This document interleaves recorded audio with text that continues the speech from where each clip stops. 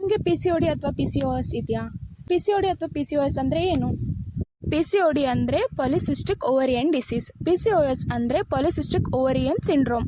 P C O D ಮತ್ತು P C O S ಅಲ್ಲಿ ಏನು ಡಿಫ್ರೆನ್ಸ್ ಅಂತ ಅಂದರೆ, ಪಿ ಸಿ ಒ ಡಿಯಲ್ಲಿ ಕಡಿಮೆ ಸಿಂಪ್ಟಮ್ಸ್ ಇರುತ್ತೆ, ಪಿ ಸಿ ಒ ಎಸ್ ಅಲ್ಲಿ ಜಾಸ್ತಿ ಸಿಂಪ್ಟಮ್ಸ್ ಇರುತ್ತೆ.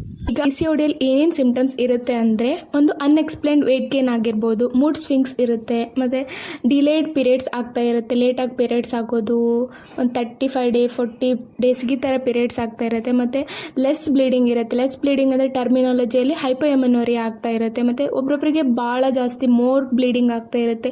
ಸಿವಿಯರ್ ಸ್ಟಮಕ್ ಪೇನ್ ಇರುತ್ತೆ. ಸಿವಿಯರ್ ಸ್ಟಮಕ್ ಪೇನ್ ಇದನ್ನ ಟರ್ಮಿನಾಲಜಿಯಲ್ಲಿ ಡಿಸ್ಮೆನೋರಿಯಾ ಅಂತ ಕರೀತಾರೆ. ಮಂತ್ಲಿ ಟ್ವಾಯ್ಸ್ ಪೀರಿಯಡ್ಸ್ ಆಗ್ತಾ ಇರುತ್ತೆ, ಅಂದರೆ 15 ಡೇಸಿಗೆ ಒಂದು ಟೈಮ್ 15 ಡೇಸ್ಗೆ ಒಂದು ಟೈಮ್ ಪೀರಿಯಡ್ಸ್ ಆಗ್ತಾ ಇರುತ್ತೆ. ಇದನ್ನ ಪೊಲಿಅಮೆನೋರಿಯಾ ಅಂತ ಕರೀತಾರೆ. ಹರ್ಸಿಟಿಸಮ್ ಅಂತ ಅಂದರೆ ಏನಂದರೆ, ಈಗ ಮೇಲ್ ಪ್ಯಾಟರ್ನ್ ಹೇರ್ ಗ್ರೋತ್. ಮೇಲ್ ಪ್ಯಾಟರ್ನ್ ಹೇರ್ ಗ್ರೋತ್ ಅಂದರೆ ಏನು? ಈಗ ಚಿನ್ಸ್ ಮೇಲೆಲ್ಲ ಸ್ವಲ್ಪ ಜಾಸ್ತಿ ಹೇರ್ಸ್ ಬರೋದು, ಚೆಸ್ಟ್ ಮೇಲೆ ಸ್ವಲ್ಪ ಜಾಸ್ತಿ ಹೇರ್ಸ್ ಬರೋದು, ಬ್ಯಾಕ್ ಮೇಲೆಲ್ಲ ಹೇರ್ಸ್ ಬರೋದು, ಲೈಕ್ ಮತ್ನೇಸ್ ಅಂದರೆ ಪಿಂಪಲ್ಸ್ ಫಾರ್ಮೇಷನ್ ಜಾಸ್ತಿ ಇರುತ್ತೆ. ಇವೆಲ್ಲ ಏನಂದರೆ ಕಾಮನ್ಲಿ ಅಬ್ಸರ್ವ್ಡ್ ಸಿಂಪ್ಟಮ್ಸ್ ಇನ್ ಪಿ ಸಿ ಒ ಡಿ.